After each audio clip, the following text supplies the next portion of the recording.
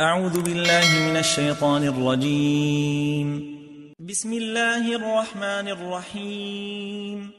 وقالوا لن يدخل الجنة إلا من كان هودا أو نصارى تلك أمانيهم قل هاتوا برهانكم إن كنتم صادقين بلى من أسلم وجهه لله وهو محسن فله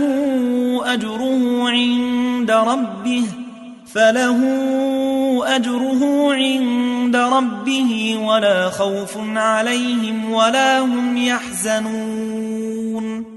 وقالت اليهود ليست النصارى على شيء وقالت النصارى ليست اليهود على شيء وهم يتلون الكتاب كذلك قال الذين لا يعلمون مثل قولهم فالله يحكم بينهم يوم القيامة فيما كانوا فيه يختلفون.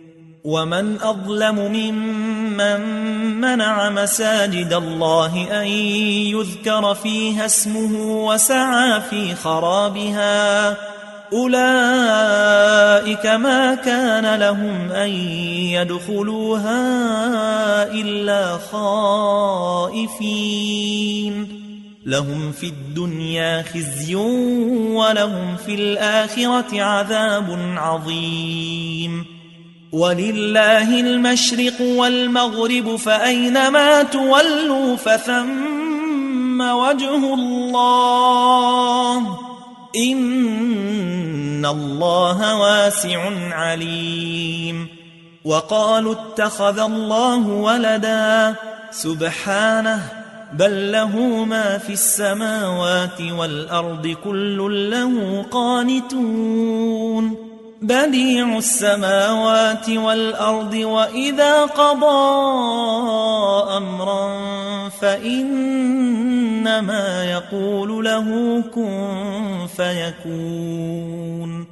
وقال الذين لا يعلمون لولا يكلمنا الله أو تأتينا آية كذلك قال الذين من قبلهم مثل قولهم تشابهت قلوبهم قد بينا الآيات لقوم يوقنون.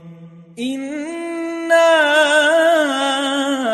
أرسلناك بالحق بشيرا ونذيرا ولا تسأل عن أصحاب الجحيم.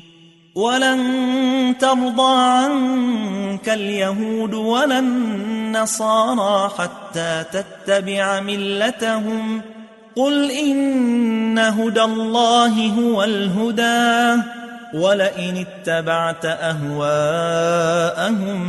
بعد الذي جاءك من العلم ما لك من الله من ولي ولا نصير.